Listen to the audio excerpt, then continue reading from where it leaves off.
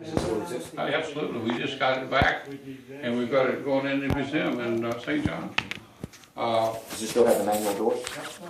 Oh yeah, absolutely. It's as close as we can keep it to what it was.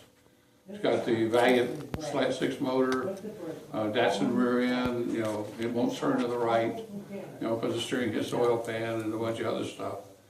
But back at the ranch, the concept car gave us that, and if you look at the stamp, Canadian stamp, you can tell it's a Bricklin. The real difference is the bulge in the hood and the fenders. Everything else is basically the same thing. So we had to do the bolts when we couldn't get the motors. And I'll tell you a motor story, which is quite extraordinary also. And we went all over the world. We built prototype 1, was a AMC motor 360. And we did our testing with that, which was a fiberglass pull-off body off of a full-scale clay. And we did that, and we put a fifth wheel on it, we weighted it, and we pushed it down the load ramp in the shop to test the bumper. When nutting set on the box, we pushed it with a fifth wheel to 12 mile an hour, because Malcolm wanted 12 mile an hour bumpers, and let him go down the hill and hit the wall. That's the way we did our. Did he ever get his 50 mile an hour? 50 mile an hour car, I think, yes. Okay. Because we have never, I can tell you what, nobody can tell you. I've never totaled a Bricklin from a wreck. I've never had a client hurt in 40 years. How much of the company's resources were consumed in the 50 mile per hour development? I don't think any. Really? One thing that Malcolm did, the first meeting I went to was November 23rd, 1973. And I brought Don Boothby with me, which was at Ford. And we sat in this meeting, and Malcolm showed up, which was amazing, and said, I want a 12 mile an hour bumper when the government wants 5. I looked at Don and quietly said, the man's crazy. We can't make a 5 mile an hour bumper at Ford, and we got billions of dollars. Out of his mouth comes the next thing, is I want a 50 mile an hour head-on car in which the people will live. And I said, he is a total lunatic. There's no goddamn way we can do that. And I can tell you unequivocally, when we backed off monetarily, safety was never on the table. Never. We built the bumper. Okay, the bumper is 2 3x3 3/16 tubes welded together, encased in 58 discs of urethane, hooked on top of Delco energy absorbers on an 80 wall, roughly 3x4 tube that goes back to a torque box, which is 3/16 3x5 rectangle tubing coming out and going into the side rail, which is at your hip bone, 3x5 rectangle 3/16 thick, which is like a dump truck. Above your shoulder is an aluminum extruded I-beam. So you're taking all that energy. And that I-beam was made by Alcoa, and I can't remember the exact formula for it, but it will literally roll a train over it and it won't hurt it. That's at your shoulder. And your embossment on the bird cage, you'll see bumps and pinholes. We had steel reinforced pins that transferred that energy into a 3/16 thick weldment in the bird cage.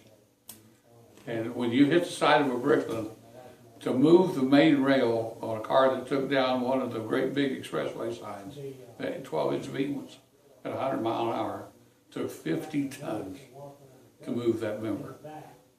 50 tons. How far did the member move? Well, it took about 2 days to keep beating on it so much you didn't heat to get it out there. We never got the thing out. You know, you just don't bend the side of a Bricklin. It just don't happen. Now, we hit the barrier at Dynamic Sciences with a crash car, number 5 prototype, and didn't even break the hood at 30 miles an hour. Every other car tested by the United States government worldwide had rear end damage from hitting the wall from G-force. We fixed the car.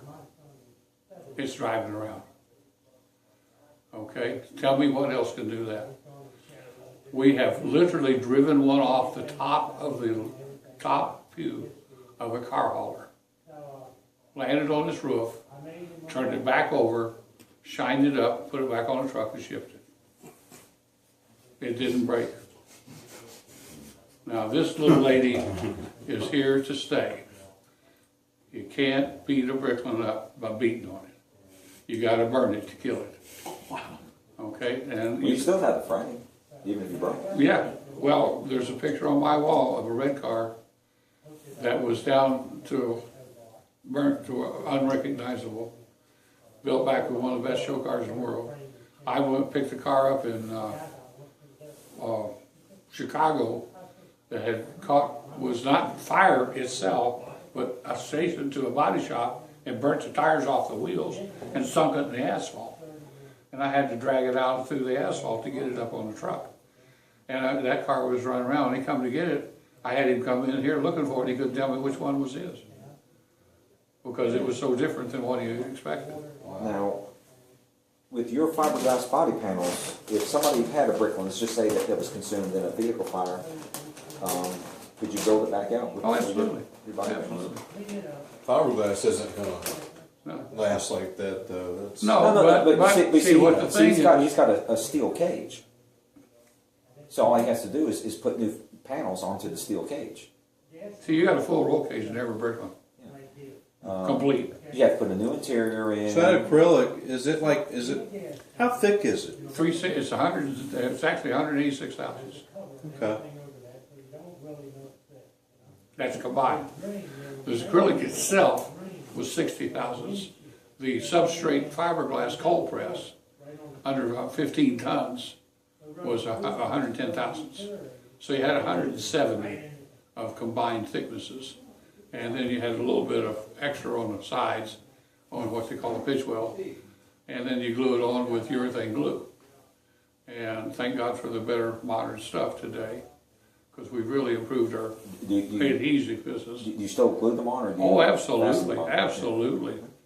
Mechanical fastener will never, when you can glue a Peterbilt together better than you can weld it or a rivet, then you got to talk about something. I am a real supporter of adhesives. Airplanes are glued together. The Absolutely. rivets just hold the panels together while the adhesive sets up. Well, my dad was the quality control, head of quality control of American Airlines in Tulsa, Oklahoma, 4,000 man plant. So I'm familiar with aircraft to the point of not wanting to work on it. But a lot of people think that they're riveted together, but they're actually glued together. Well, back then they were still riveted, some of them, because glue wasn't what it was. Glues today, I had a desk at the 3M laboratory on Michigan Avenue in there, because I was there so long, trying to develop the glue to work for the Bricklin. And it was horrible. And we went with Goodyear ply grip urethane, and we've got Storco units to install it. We had 2.5 minutes gel time, and it was a nightmare. But there's one thing you have to understand about adhesives. They don't like dirt. And if you ain't clean, they won't work. Yeah. It's just that simple. So, you know, it's been a trip that you couldn't ask for more, you know, from a person of my perspective. He's going to describe the corporate structure, how Malcolm figures into the whole. Well, I'm going to try. mix. You're asking an explanation of something that's not real. It was imagined. You know, the whole thing was a catastrophic. John DeLorean was working on a public stock offering Oh, of course. that was going to basically leave all the people that had taken stock options, shareholders in a ghost company.